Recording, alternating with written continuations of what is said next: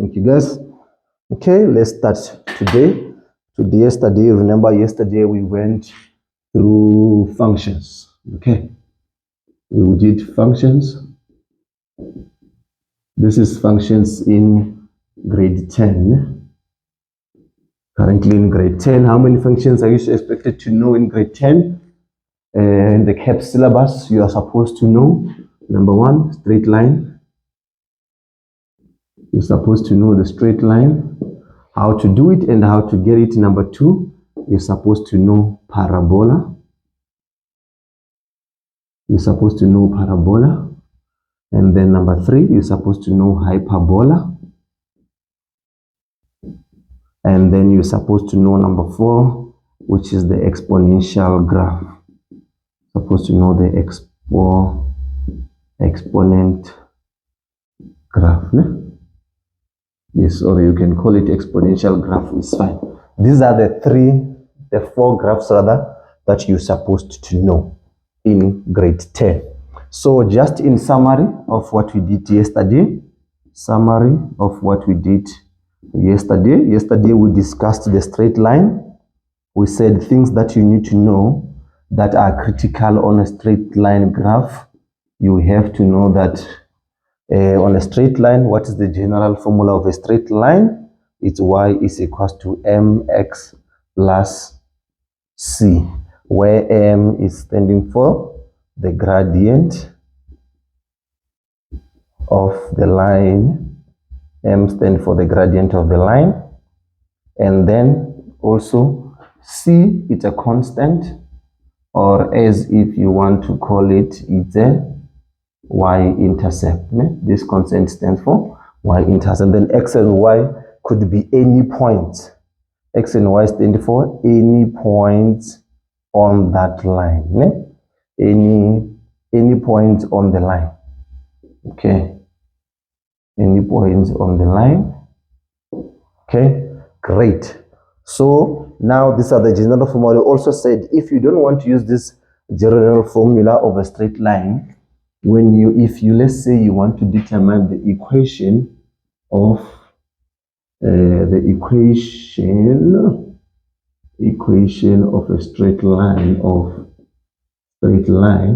we are given the points. Let's say you are given 2 points. You can also use this formula. You will remember this formula from analytical geometry. Y minus y1 is equals to y plus is equals to x minus x1. Okay, yeah. M equals to x minus x1. You can use this one to calculate the equation of a straight line. Okay, great. And then we discussed parabola. We said parabola, it can be determined by the general formula y is equals to ax squared plus q, where a is a constant. It's a constant that shows you whether the graph is happy or sad. And then it's happy when a is greater than 0 and sad when a is less than 0. Can you see?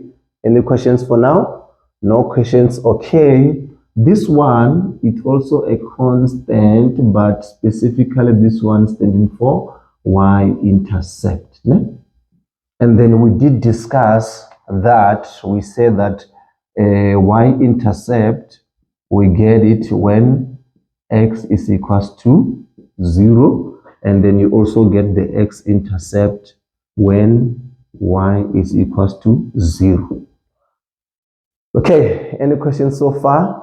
I hope you guys you understand. So today we are going to be discussing, if there's no questions, hyperbola.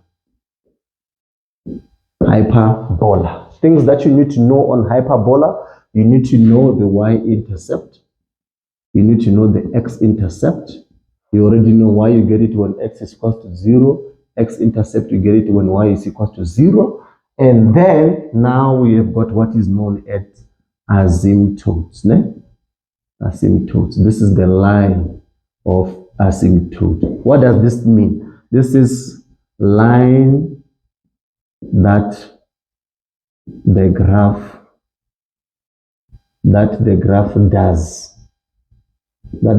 does not touch. No? The graph will never touch this graph. It will just approach it, but it will never touch it. Right? So hyperbola is determined by y is equals to ax minus p plus q. Okay, you get it. Okay, so let's see, what does p and q mean?